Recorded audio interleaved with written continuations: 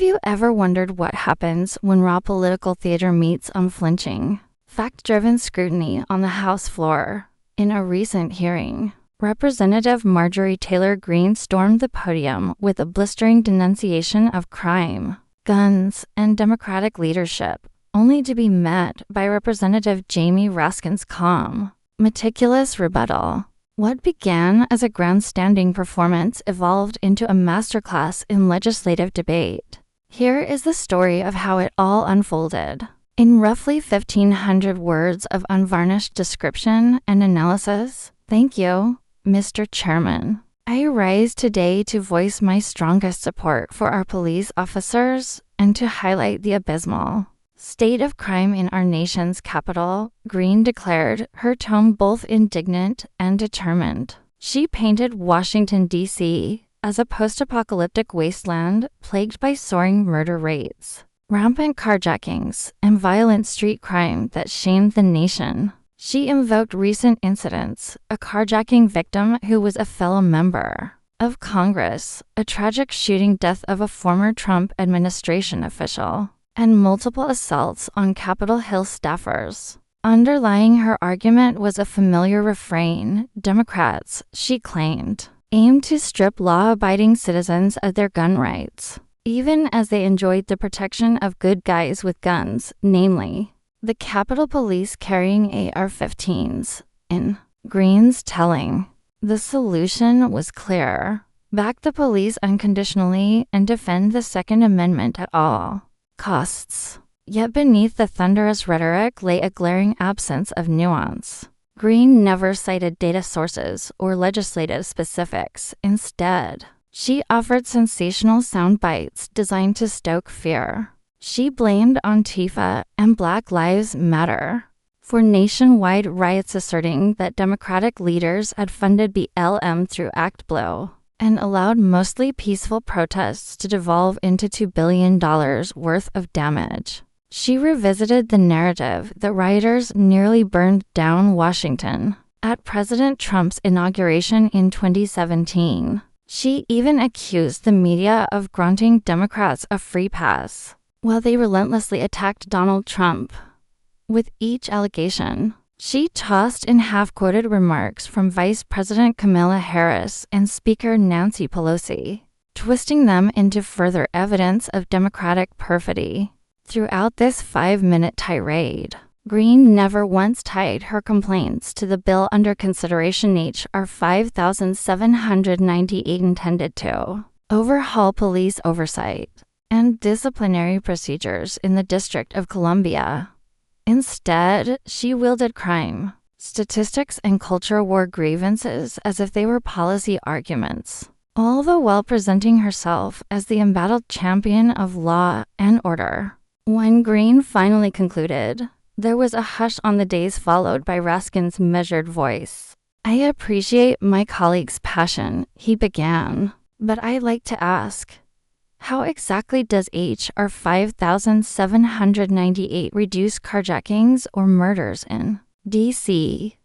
What in this legislation addresses gun violence? By framing his inquiry as a simple question, Raskin forced the spotlight onto the bill's text rather than the screaming headlines. He patiently summarized the legislation. It would strip the D.C. police chief of unilateral disciplinary authority and subject officer discipline to collective bargaining. In other words, if passed, it would make it far harder to remove or reprimand officers accused of misconduct. It would empower union-style protections over direct accountability. Raskin noted that this issue had been repeatedly debated in D.C. itself. 12 of 13 D.C. council members and 4 former police chiefs had formally opposed such changes, warning that they would hamstring good policing by shielding the worst among us from discipline. He even entered their letters and testimony into the hearing record.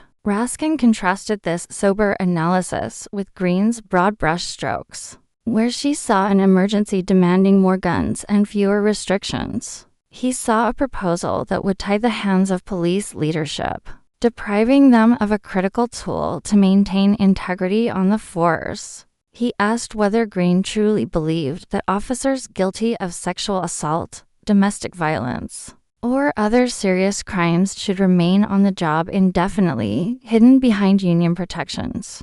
The implication was clear.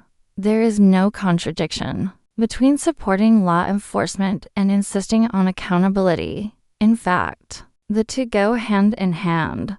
As Raskin spoke, the audience witnessed a striking contrast. Greene had come armed with fear-mongering and cultural grievances. Raskin wielded actual policy details, concrete endorsements from local officials, and real examples of misconduct left unchecked under existing labor rules. His tone remained respectful, no personal insults, but his logic was unassailable. He commended D.C. leaders for unanimous opposition to the bill. He pointed out that the bill had nothing to do with crime rates or gun control, and everything to do with who decides whether a police officer should keep or lose their badge after a serious offense. When Raskin yielded back to the chair, the shift in energy was palpable. Greene's theatrics, designed to rile up her supporters with broad attacks on Democrats and impassioned defenses of President Trump, had evaporated in the face of hard facts. The spectacle had transformed into a civics lesson. Legislation is not a platform for slogan spouting, but a set of proposals that demand scrutiny. But the debate didn't end there.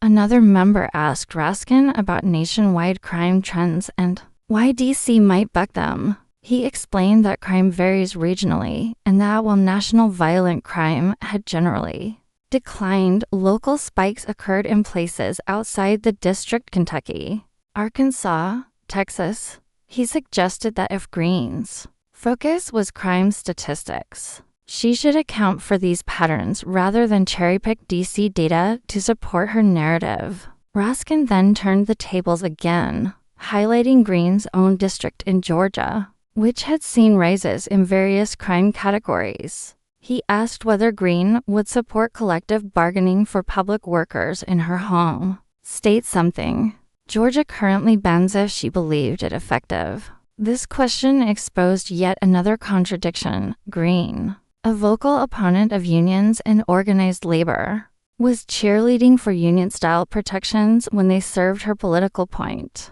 about police discipline.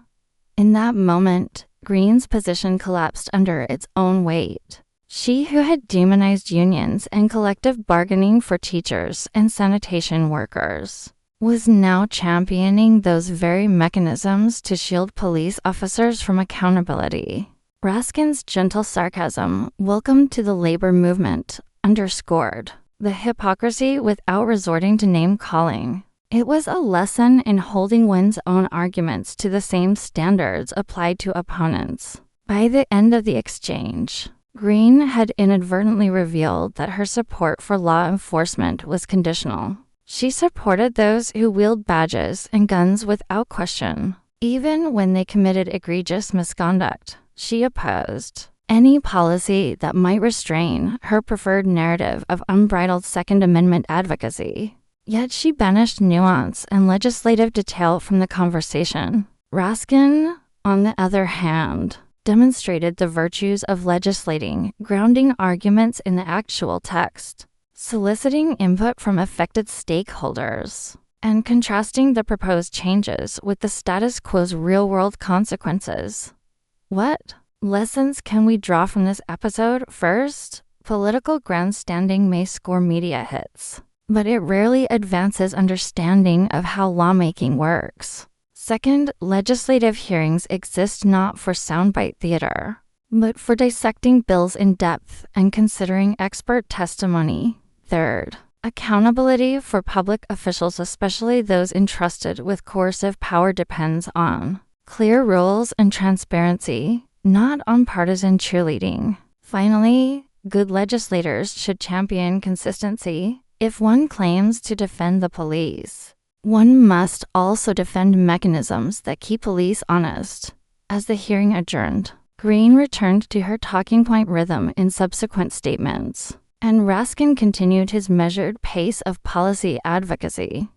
Yet for one brief moment, The House floor had become a classroom rather than a circus. A single question, what in this bill reduces crime, had stripped away the pretense and forced a debate about substance over spectacle. In that exchange, the audience saw that the fiercest political battles are not won with slogans, but with facts, logic, and respect for the democratic process. And perhaps that is the ultimate takeaway. Every member of Congress, regardless of party, must remember that their highest duty is to legislate thoughtfully. When they abandon that duty for theatricality, they deprive the public of the chance to see democracy in action. But when they embrace scrutiny like Raskin did, they invite citizens to witness the true mechanics of governance. In the end, that transparency is the best defense against cynicism and the strongest argument for representative government.